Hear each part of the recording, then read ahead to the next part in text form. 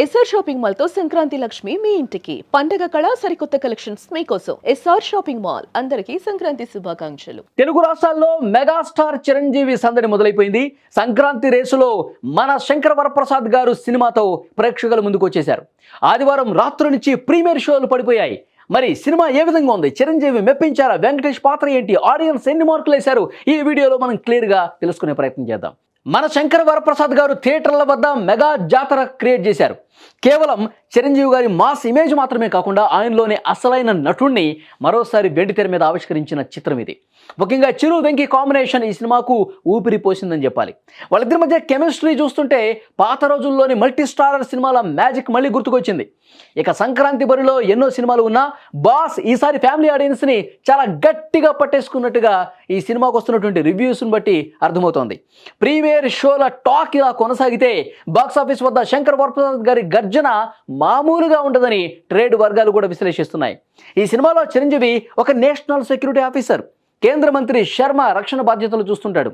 అయితే తన భార్య శశిరేఖ నయనతార నుంచి విడిపోయిన వరప్రసాద్ మళ్ళీ తన కుటుంబానికి, ముఖ్యంగా బోర్డింగ్ స్కూల్లో చదువుకుంటున్న తన పిల్లలకి ఏ విధంగా దగ్గరయ్యాడు, వీరిద్దరూ అసలు ఎందుకు విడిపోయారు, మధ్యలో కర్ణాటకకు చెందిన mining businessman Venky Gowda పాత్ర ఏంటి, ఈ విషయాలన్నీ కూడా చాలా ఆసక్తిగా జనరంజకంగా తెరకెక్కించాడు అనిల్ రావుపూడి.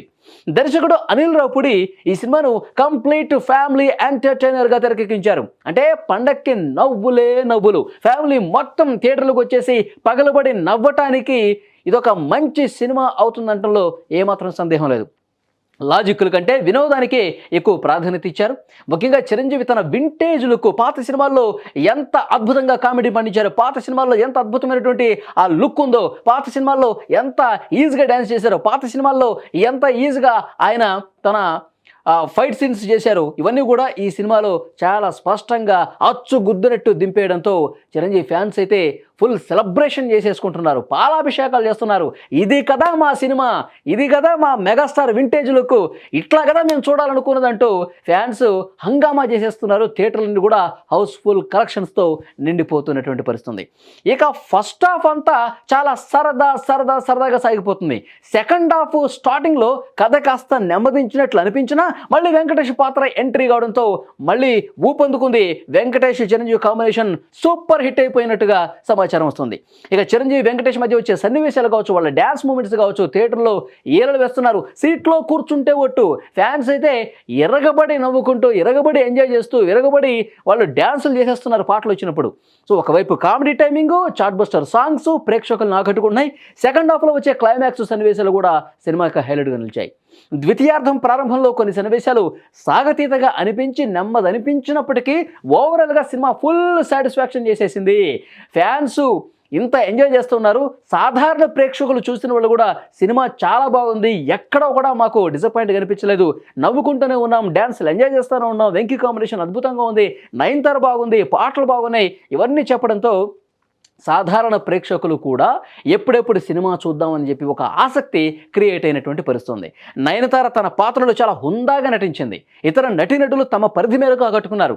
భీమ్ సిసిరోలియో అందించిన సంగీతం అయితే నెక్స్ట్ లెవెల్, పాటలు సినిమాకి అద్భుతంగా ప్లస్ అయ్యాయని చెప్పి రివ్యూస్ వస్తూ ఉన్నాయి. మొత్తానికి మన శంకర వరప్రసాద్ గారు ఈ సంక్రాంతికి ఒక పక్కా ఫ్యామిలీ ఎంటర్టైన్మెంట్ ఇచ్చారు. ఎటువంటి లాజిక్లు వెతకకుండా కేవలం వినోదం కోసమే, కామెడీ కోసమే, ఫ్యామిలీ ఆడియన్స్ని అట్రాక్ట్ చేయడం కోసం సినిమా తీశారు కాబట్టి వాళ్ళకి ఎంజాయ్ చేసే విధంగా సినిమా ఉంది. సో వాళ్ళందరికీ ఇది ఒక మంచి చాయిస్. మెగా ఫ్యాన్స్కి మాత్రం ఒక అద్భుతం. మెగా ఫ్యాన్స్ మాత్రం ఎట్లా అయితే తమ హీరోని చూడాలనుకుంటున్నారో అచ్చు గుద్దినట్టు అదే విధంగా ఉంది. ఫ్యాన్స్ అయితే 100% కాదు 200% థియేటర్స్లో ఎంజాయ్ చేస్తున్నారు.